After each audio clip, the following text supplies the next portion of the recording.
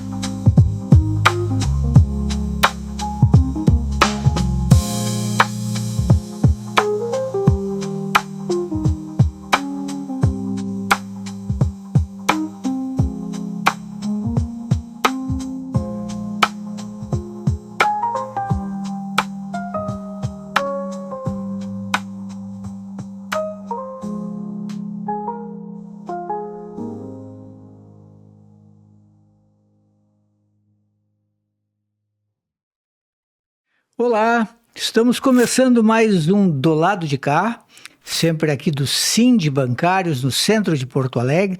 Como se diz, Forno Alegre, Laís. Nossa, subir essa ladeira, ou só ir para fora aqui da porta do sindicato, a gente já fica assim, fora do que é aceitável. O pessoal diz que agora inverteu, que Rio de Janeiro, Nordeste, a temperatura média dessa época é 32 graus. Porto Alegre é 37. Hoje vai a 37 quando estamos gravando. Hoje, quando estamos gravando, e a nossa convidada de hoje é jornalista, cientista política, militante do feminismo, com participação em várias instâncias aí importantíssimas, por exemplo, o Fórum Fórum Feminista contra o Feminicídio. É o Levante Feminista, é a campanha do Levante Feminista contra o feminicídio, lesbocídio e transfeminicídio. A Télia Negrão, que tem ampla, vasta experiência em assessoria de imprensa, em sindicatos. E eu me lembro dela como assessora da presidente Dilma, ali na época do impeachment. Depois do impeachment, até foi fazer uma entrevista lá na casa da presidente Dilma. Tu estavas com ela naquela época. Exatamente, né? Em 2017, né, na virada do ano do impeachment, ela sofreu impeachment em agosto, né? Aí ela teve um período ainda do rescaldo. Quando foi no início de 2017, ela me chamou, né? Ela gostaria de ter uma assessora de imprensa que fosse mulher, que fosse um jornalista, obviamente, mas que fosse uma mulher madura, que pudesse interagir com ela, né, nas coisas mais reais da vida de uma mulher também madura, né? Então foi uma parceria muito importante, porque foi quase que um retorno meu para a assessoria de imprensa, porque naquele momento eu estava, na verdade, coordenando uma organização não governamental, o Coletivo Feminino Plural, naquela época. Eu estava coordenando essa organização com muitos projetos nacionais e internacionais, então foi uma decisão importante, né? Mas foi assim irrecusável, né? O convite chegou por meio da ministra da Mulher na época, a Eleonora Menicucci, que já me conhecia e era amiga da presidenta Dilma, e pediu: se não conhece alguém? A Eleonora falou: olha, eu conheço uma que é uma mulher de esquerda, que tem uma trajetória, que tem mais ou menos aí a nossa idade, né? Então, se ela aceitar, acho que vai ser uma boa, E foi uma experiência, acho que em termos de experiência profissional, como jornalista, eu acho que foi a experiência mais contundente, eu diria assim, né? Mais exigente, mais emocionante. Naquele momento, assim, que estava... Naquele momento. Como é curioso, né? Uma pessoa que pesquisa o que tu pesquisas, né? Exatamente. Ativista do campo que tu és, justamente nesse momento isso estava escancarado, eu acho que esse perfil, né, de uma pessoa que vinha trabalhando com o tema da violência, da misoginia há muito tempo. Eu vinha pesquisando isso, eu tinha feito a minha pesquisa de mestrado na URGS e eu integro um núcleo de pesquisa sobre mulher e gênero da ciência política, que sou pesquisadora associada.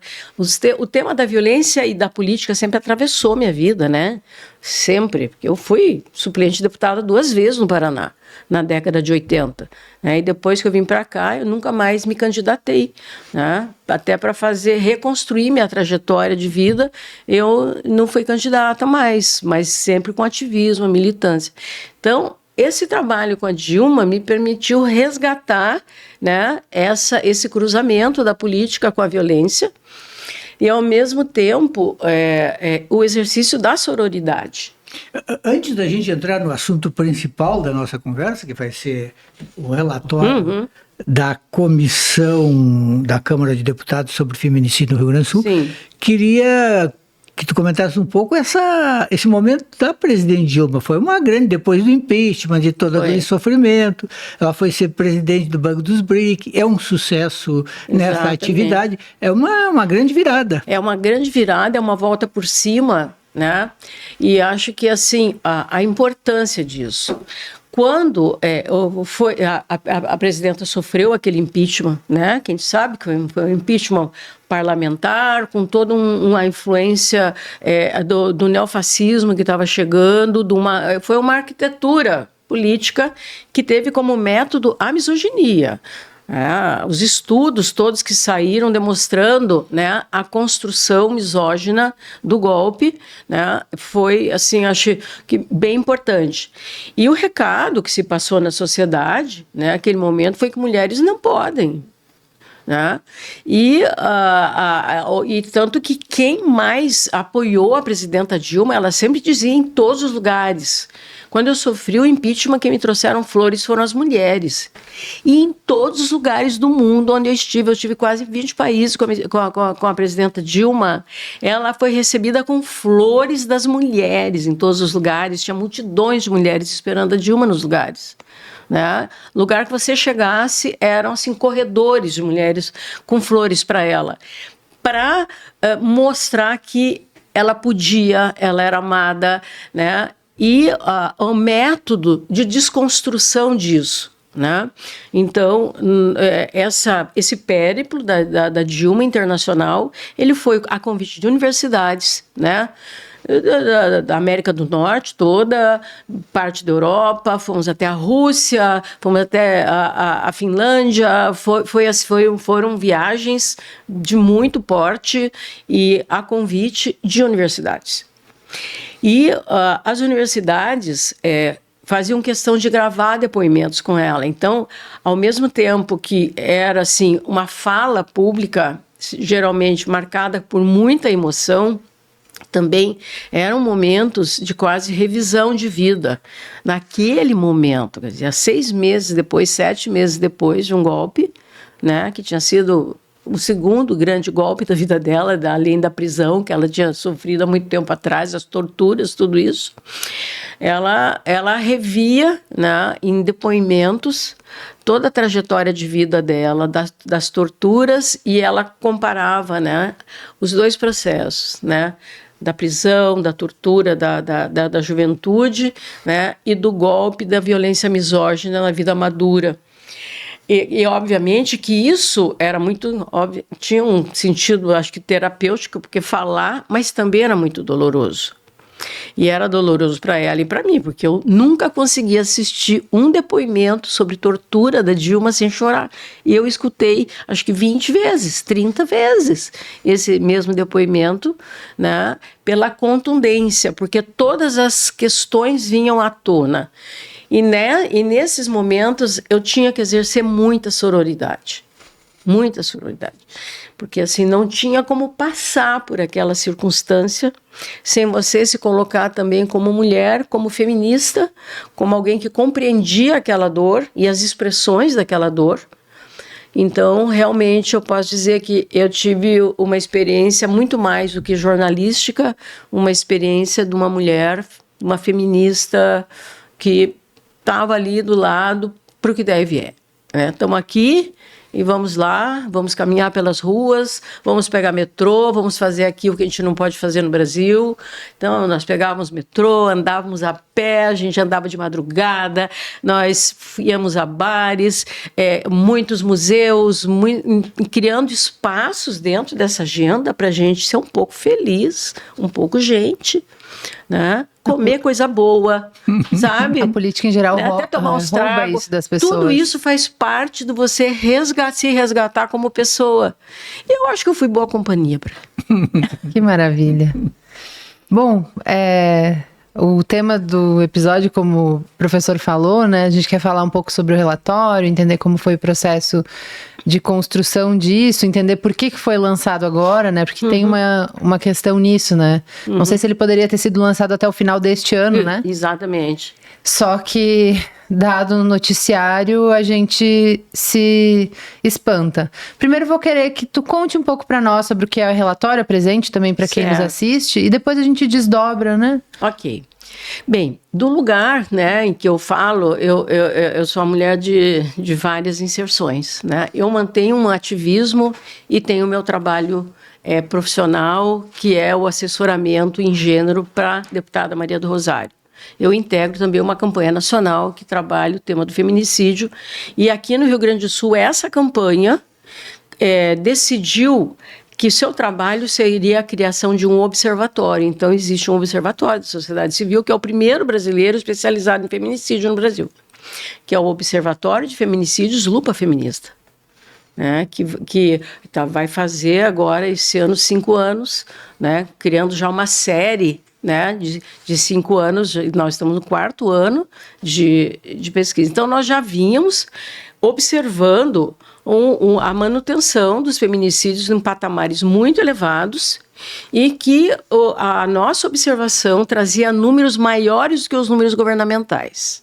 E nós desconfiamos de que, por trás desses números mais baixos dos números governamentais, podia estar tanto uma ineficácia na coleta de dados, como podia estar na aplicação da legislação, ou na não aplicação da legislação do feminicídio como ela é, ou no descumprimento de protocolos e resoluções do MP, do Conselho Nacional do Ministério Público, do Conselho Nacional de Justiça, né, que estaria havendo uma subnotificação pelo não reconhecimento dos feminicídios como tais.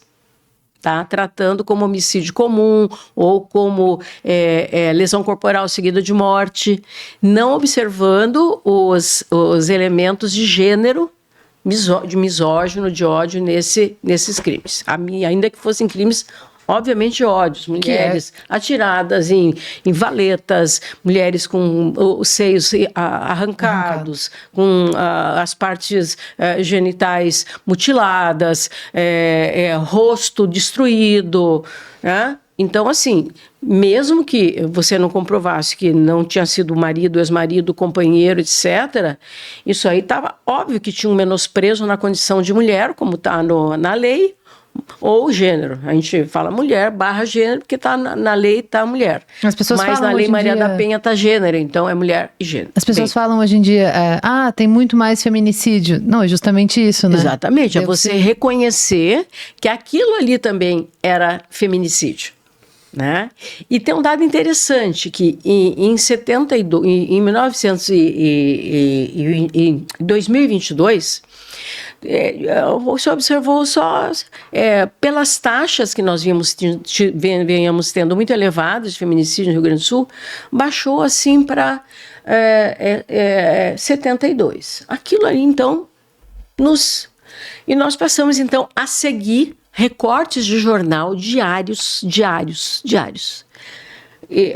Fizemos um treinamento com a MIT, lá do Massachusetts, dos Estados Unidos, para aprender como eram as técnicas. Nós já fazíamos dos nossos jeitos, nós fomos lá aprender e participamos 9 meses, aliás, faz parte da minha vida, 9 meses de um projeto que foi de treinamento de algoritmo para captar os feminicídios via mídias e redes.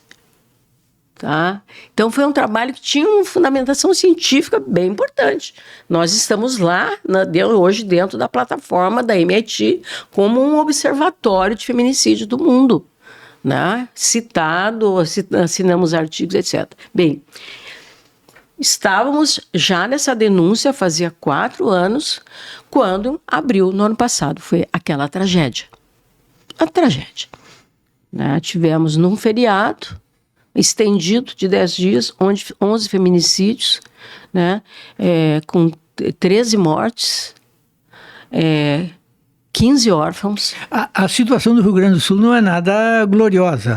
Nada gloriosa. Ele ocupa a 7ª posição no ranking nacional de feminicídios. Foram quantos? 80 no ano passado? Segundo o observatório do governo, 80. Segundo o observatório da Lupa Feminista, 96. E quais são as explicações assim que se encontram? Por que o Rio Grande do Sul está nessa situação tão triste de um dos campeões de feminicídio no país? Bem, com base nessa realidade aí, a Câmara dos Deputados atendeu o pedido das deputadas gaúchas. Tem que investigar. E aí, eu, como assessora da Câmara dos Deputados, fui designada para relatoria dessa comissão externa, que é criada foi presidida pelo pela presidente Fernanda da Melchiona Câmara. e relatada pela Maria do Rosário. Exatamente. E com todas as deputadas gaúchas de todos os partidos. Nós percorremos 40, fizemos 40 audiências públicas, visitas, etc. Escutamos mais de 50 municípios, correspondendo a mais de 50% da população gaúcha, somando isso. E esses municípios eram municípios que tinham acontecido feminicídios? Não, assim? O critério foi... Qual é o município que tem delegacia da mulher? Ah, perfeito. Ou que já teve delegacia da mulher? Esse foi o critério. E isso é muito importante, já teve, né? Já teve, porque estão sendo fechadas. Então aí já começam algumas respostas. Teve fechamento da SPM. Por que as mulheres estão morrendo no Rio Grande do Sul? Nós temos uma elevação da expressão de ódio contra as mulheres no Rio Grande do Sul, óbvio. porque nunca tivemos tanta expressão de ódio executada, né? Sei lá, se isso está no homem viril, que está em cima do cavalo, que deixou uma tradição de que ser macho é bater, é ser dono, é você tratar a mulher que nem animal, não sei nesse imaginário. Eu tenho pesquisado, inclusive o relatório abre um dos capítulos resgatando personagens da literatura gaúcha. Eu fui lá, nós fomos lá estudar o que a literatura gaúcha falava sobre a imagem do homem do Rio Grande do Sul. Eu acredito que tem uma construção cultural forte, né? Mas o que permite que essa construção cultural forte, esse ódio que pode estar lá encastelado, ou essa inconformidade com a sua condição numa sociedade em que as mulheres estão rompendo com padrões, que esse ódio se expresse? Não existe, em primeiro lugar, políticas que reconheçam e tentem combater essa cultura misógina, esse padrão do macho, né, misógino. A segunda questão é que nós temos visto, ao longo dos últimos 10 anos, um desmonte das estruturas que tinham sido montadas. Um desmonte. Orçamento caiu quase zero. Quase zero. Os orçamentos, inclusive, eles são aprovados pela Assembleia e não são executados. O que acontece? Os recursos do Fundo Nacional de Segurança Pública, que são destinados para o combate às mulheres, são usados por outra finalidade. As delegacias da mulher, que já eram poucas, começaram a ser transformadas em delegacias para grupos de vulneráveis. Eu não tenho nada contra os animais, eu amo os animais, mas uma delegacia da mulher que foi fechada foi transformada em a delegacia de animais. As mulheres não têm portas de entrada. Nosso estudo mostra que mulheres teriam que percorrer 150 quilômetros com 2 bebês para escapar da violência. E o mais espantoso é que os feminicídios eles continuam acontecendo assim a todo vapor. Hoje ainda. Antes de sair para cá, eu estava assistindo televisão. Estava lá o relato de que teria sido encontrado morto o homem que era suspeito de ter matado a ex-namorada um dia antes. E a forma como a gente se refere, esse encontraram um homem morto. Não, esse é outro. Esse aí já é outro, porque nós tivemos, né, mulheres que ficaram desaparecidas em vários municípios. Na praia foi encontrada uma mulher, né, a família dela sumida e ela enterrada sob a areia. Então, quando a gente acorda, e já não é mais o mesmo número. Né? Porque o que aconteceu no mês de janeiro foi terrível. Foi terrível. Foi assim, mais ou menos dia 20 de janeiro, nós estávamos na equipe da lupa feminista do observatório, conversando. Olha que gozado, né? O janeiro já teve anos muito trágicos. Esse ano ainda não foi. Maldita boca minha. Porque quem dera fosse a boca a partir daquele dia pareceu assim que foi assim e a gente abria o jornal, abria os links todos os dias e a gente tem uma rede de mulheres que olha todos os dias as notícias e a gente de manhã quando a gente acorda já está lá em vários grupos, mais uma, que tristeza, que horror, que tragédia, não dá mais. Então, a gente tem falado também que a gente não vive só uma tragédia pontual, é uma tragédia permanente, continuada. Por quê? Porque há um desmonte e há uma narrativa de não desmonte. E essas narrativas têm disputado muito, né? Porque, infelizmente, o governo do Estado, que que deu continuidade, passou anos sob a demanda do Conselho Estadual dos Direitos da Mulher, do movimento de mulheres e da sociedade, para que se reconstituísse a Secretaria da Mulher, que tinha sido desmontada, que tinha sido extinta, e não recriou. E era um departamento da Secretaria de Justiça, completamente desempoderado, que não tomava decisão alguma, que deixou de fazer estudos e pesquisas, que deixou de ter um mapa.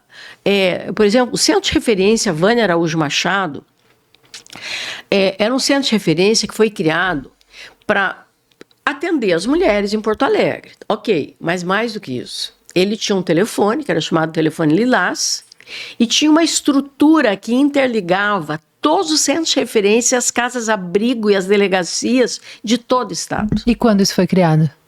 Foi criado entre 2013, 2014, 2015. Não estamos dizendo em que governos eram, né?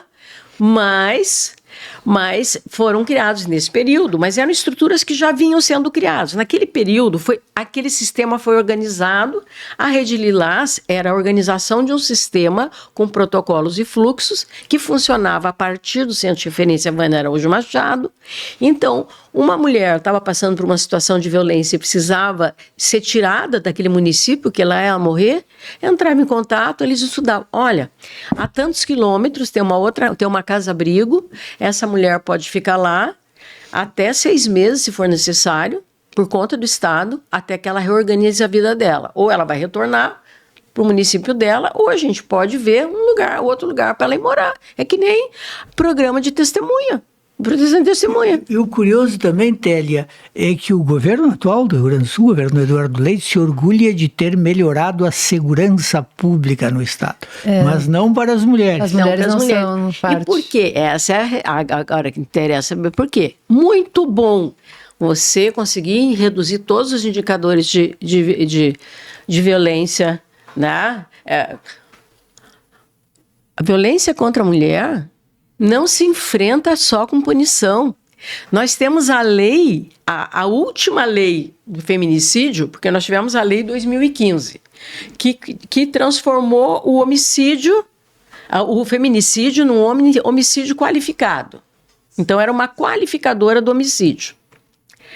Em 2024, essa lei foi alterada.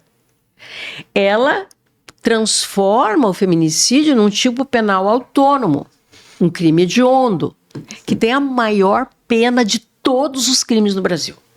Ela dobrou as penas. Chega a 40 anos agora. 40 anos. E nas condenações, são condenados até 70 anos. Claro, depois não baixa para 40, mas são até 70 anos. Por quê? Porque mata a mulher, mata os filhos. Primeiro, antes de matar, tortura, faz cárcere privado, depois mata, esquarteja na frente dos filhos, na frente dos pais.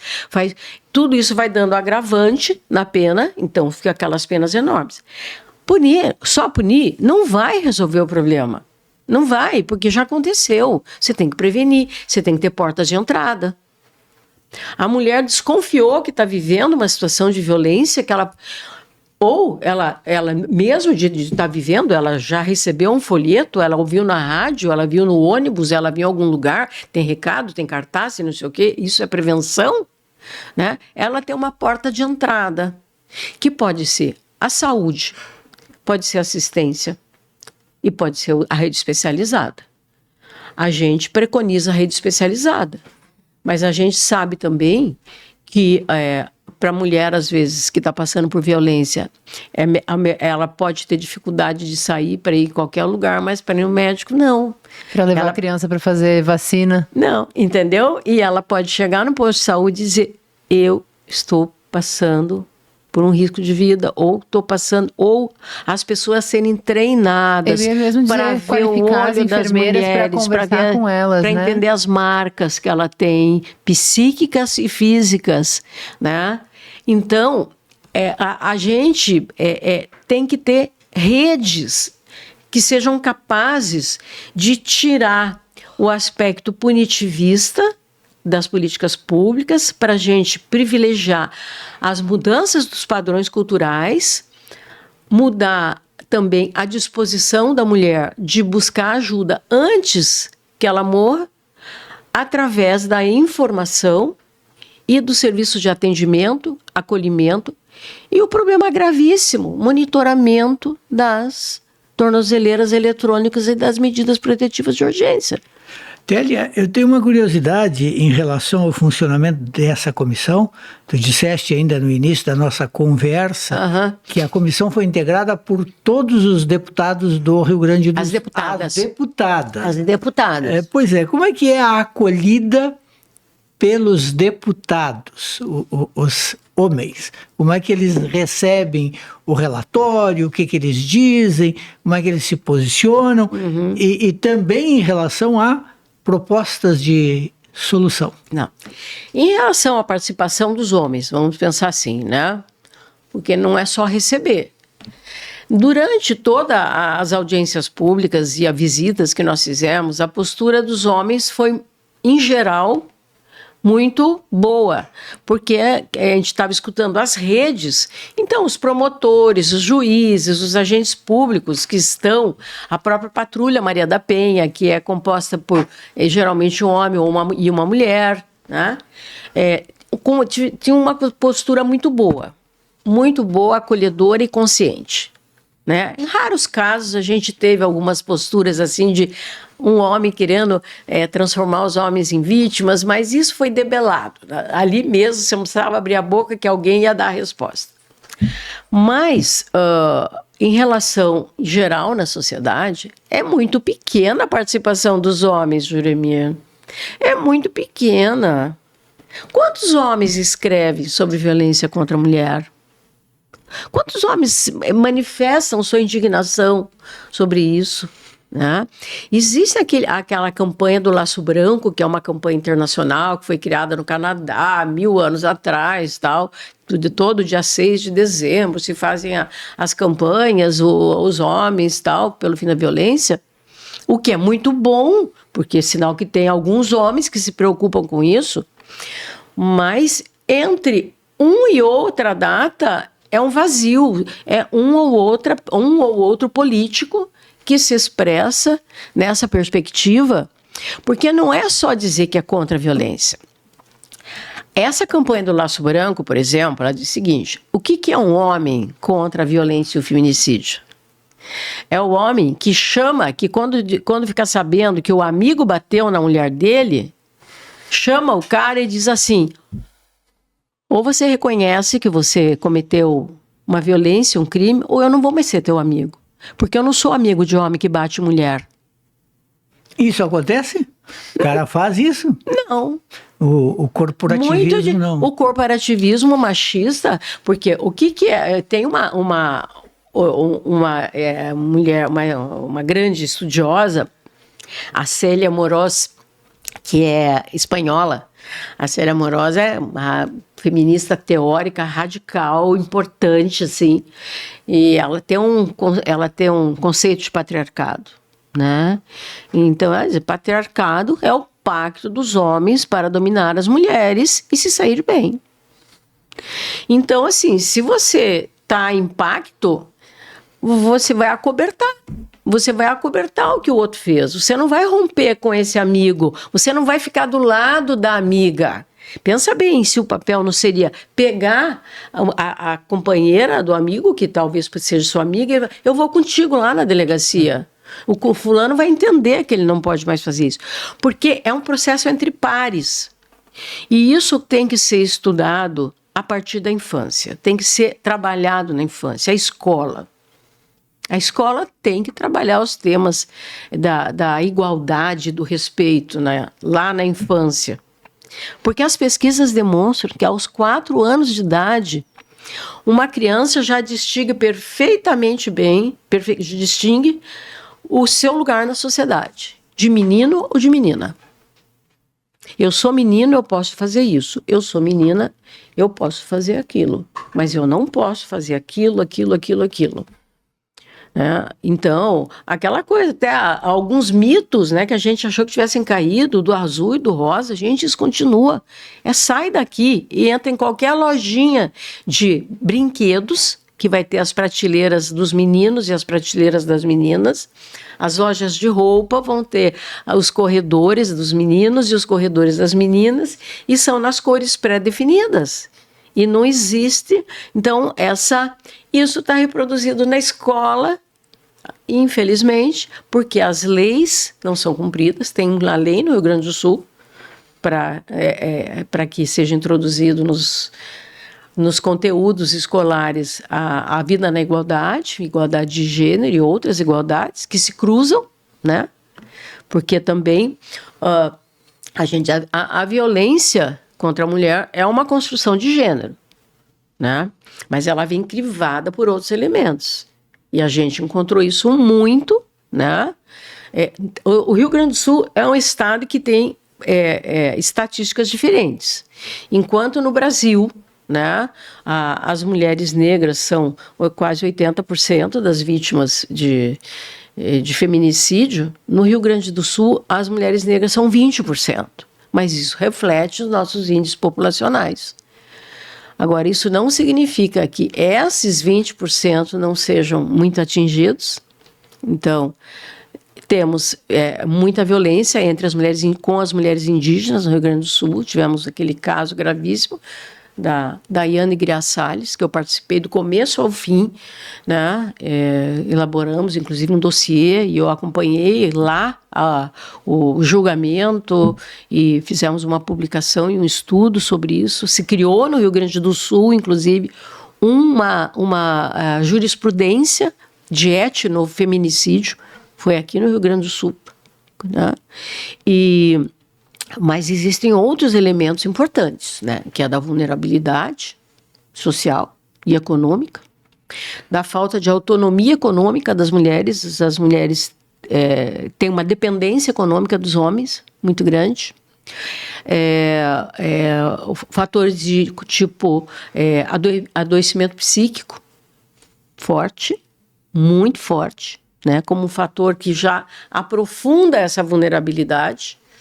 Então, a gente tem mulheres num sistema machista, opressor. Alguns componentes étnicos, vulnerabilidade econômica e social, viver em periferias e estar longe dos serviços. E a extensão rural do Rio Grande do Sul é um fator que nós detectamos fundamental. Lá, por exemplo, em Erechim, tem como a patrulha chegar a tempo? Tem. Não tem. Não tem. Não, mas tem a polícia online, delegacia online, mas não tem conectividade, não tem internet. Sim. Não tem internet no campo. Uma pergunta, Télia, sobre esse...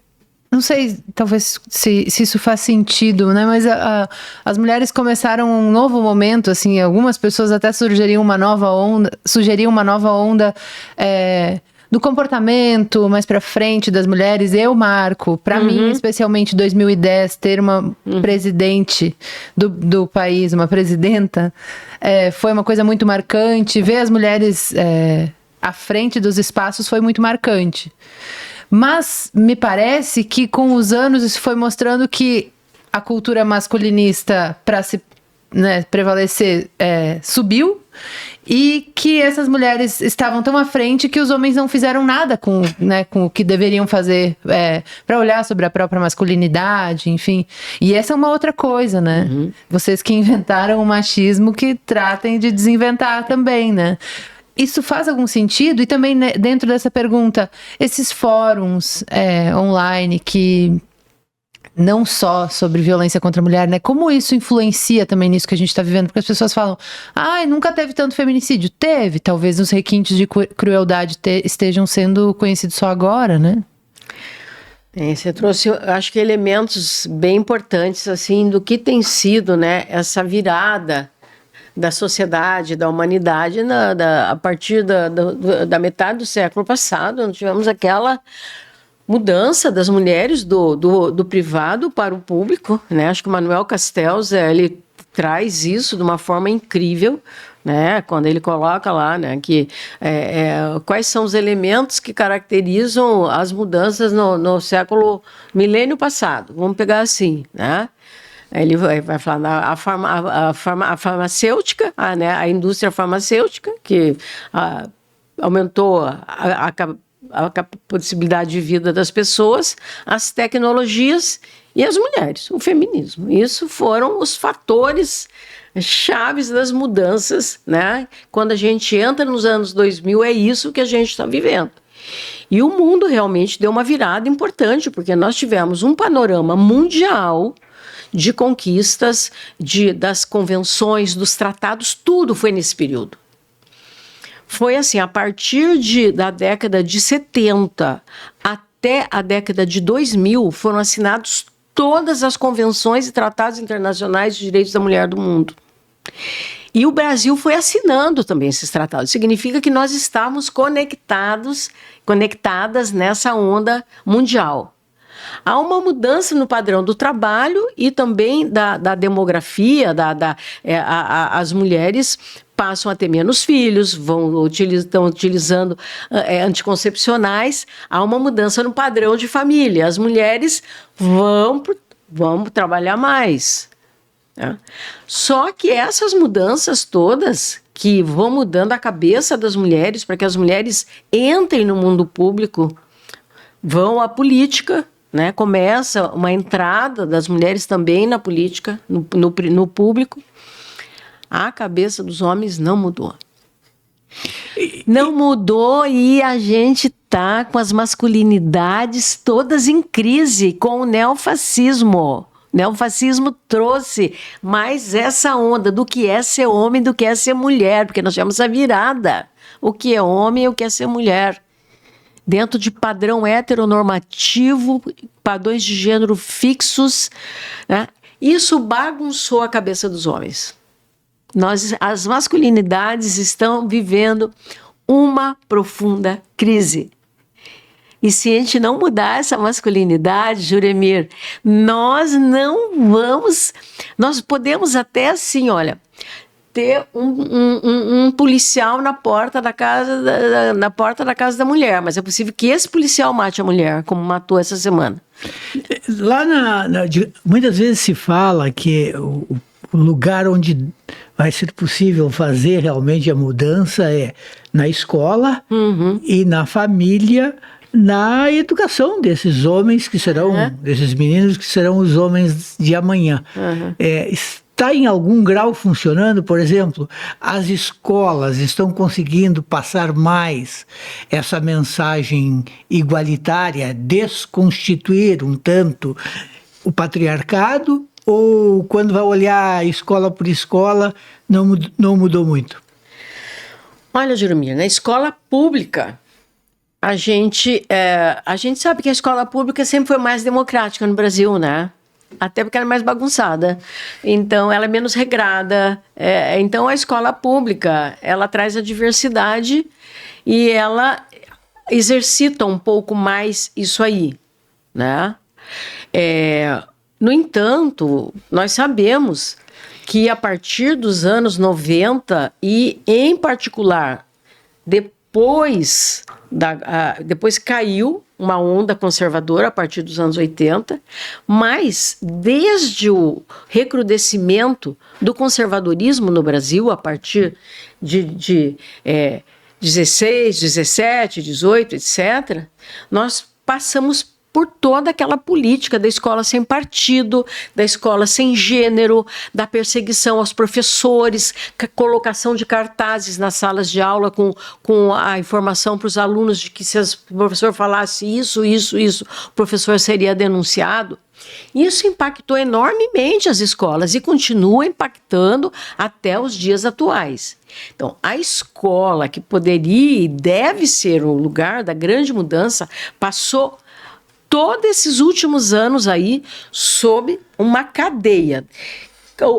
Acho que o STF, STJ, etc., vivem anulando decisões de prefeituras e de estados que fazem as câmaras municipais que aprovam as leis de escola sem partido, porque eles aprovam.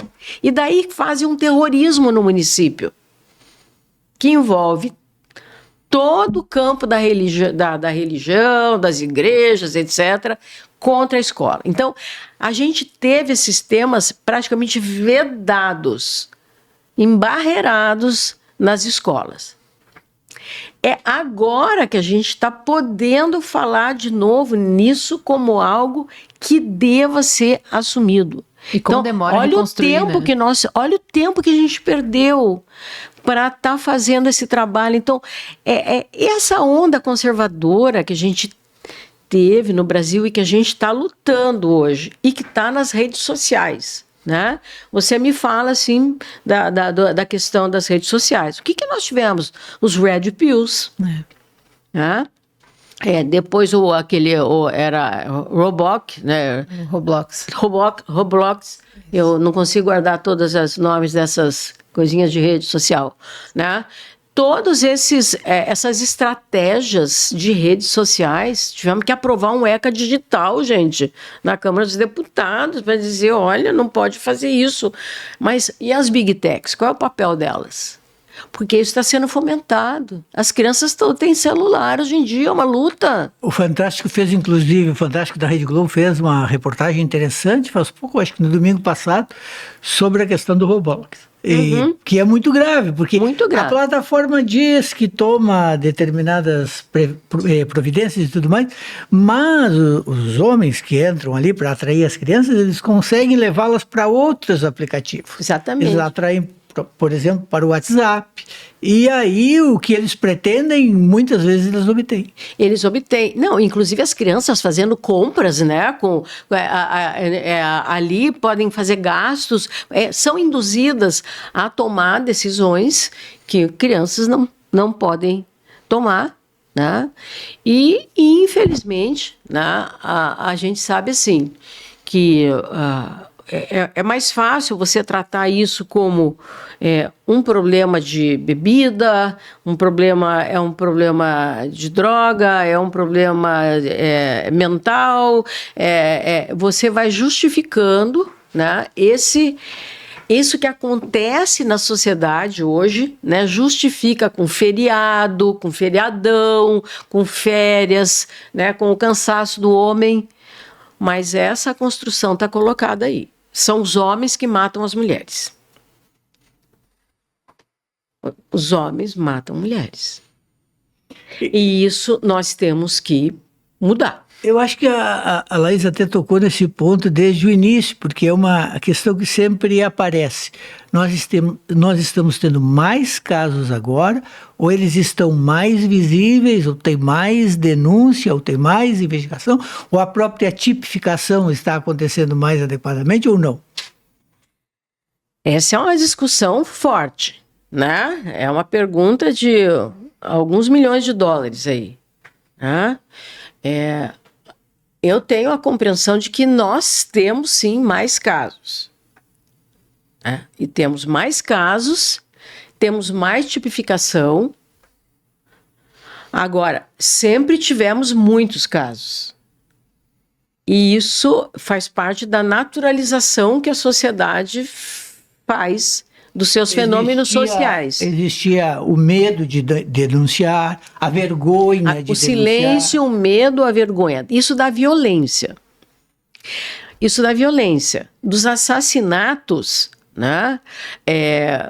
O assassinato, aí quando no tempo ainda que o Brasil era rural, se matava uma mulher, enterrava no fundo do quintal, no fundo da fazenda e a fulana desapareceu. Usavam a terrível denominação crime passional, né? Eu lembro que em 2016, né? Eu vi no jornal a primeira vez feminicídio escrito.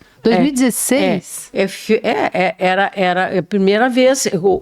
A terminologia de feminicídio, ela é cunhada só no anos 90. Então, eu participei dos debates no México no final dos anos 90 e início dos anos 2000, da discussão sobre a tipificação do feminicídio no México, que foi aonde surgiu a primeira tipificação penal mesmo. Ela aparece pelo México, como que nós usamos aqui no Brasil, né? E eu estava militando naquela época numa rede internacional, rede de saúde das mulheres latino-americanas e do Caribe, e fui convidada. Então eu participei lá, depois eu participei aqui no Brasil, do grupo de trabalho que elaborou a primeira lei do feminicídio, né, aqui no Brasil.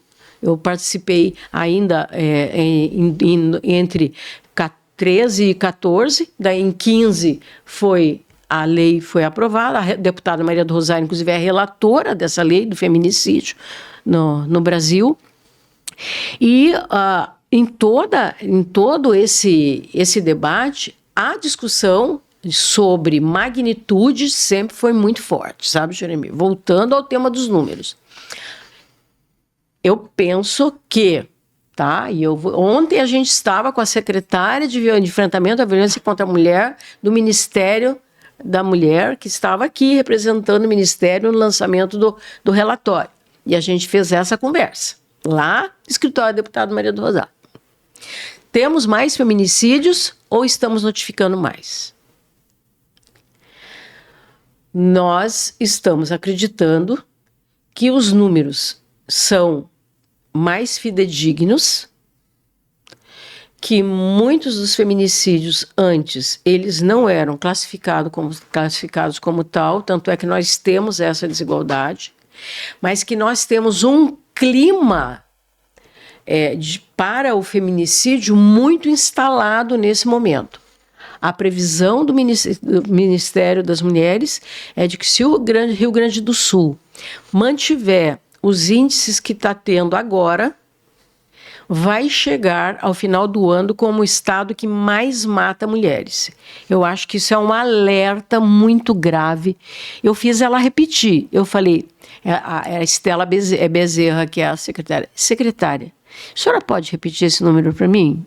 É impressionante. Porque ela tinha falado isso na audiência, e depois ela estava dando uma entrevista, e eu estava assistindo a entrevista, eu pedi para pararem de gravar um pouquinho, que eu queria ter certeza do dado dela. A senhora pode me dizer de novo esse dado? Essa previsão? Ela falou assim, infelizmente é essa a previsão, a partir de tudo que a gente tem estudado sobre feminicídio, que o Rio Grande do Sul pode fechar o ano de 2026 como o estado em que mais mulheres são mortas. Lamentável, é preciso fazer alguma coisa. Laís, estamos chegando ao final? Acho que já esgotamos nosso tempo. Puxa, é muito bom conversar com quem domina o assunto de ponta a ponta. Aprendemos bastante. Muito obrigado, Télia Negrão, pela vinda aqui ao nosso podcast. Eu agradeço. Eu quero agradecer também. A Télia foi uma pessoa muito importante para mim quando comecei a me entender como uma mulher feminista. Na verdade, sempre tive essa expressão, assim, mas foi muito importante para mim de acompanhar os passos e hoje ter a honra de te entrevistar. Ai, que delícia. E a minha esperança no feminismo são essas mulheres aí. Né? Essas mulheres, as novas gerações que estão incorporando esses saberes que a gente vai criando coletivamente, de geração para geração, mas trazendo novos olhares, porque eu aprendo todo dia com as feministas jovens. E é justamente isso, uma coisa que eu acho muito importante em todos os campos, né? Mas muitos valorizam apenas o que está sendo dito recentemente. Eu acho que os passos que vêm de longe a gente tem que acompanhar, né? Então, eu acho muito importante. Obrigada. Valeu mesmo, Télia. Muito obrigado. Eu que agradeço. A responsabilidade de estar aqui contigo, Juremir, é muito grande também. Quando eu entrevisto com o Juremir, eu falei... Minhas deusas, eu vou ser entrevistada por um dos jornalistas que eu mais respeito em toda a minha vida. Então, muito obrigada. Obrigado, eu que agradeço. E o nosso do lado de cá fica por aqui. Na semana que vem nós estaremos de volta com mais um convidado. Até lá. E eu ia responder mais uma coisa. Ia falar que eu não estarei aqui, mas o professor vai estar em ritmo de carnaval com os carnavalescos jornalistas. É verdade. A Laís vai estar em férias, mas nós estaremos aqui.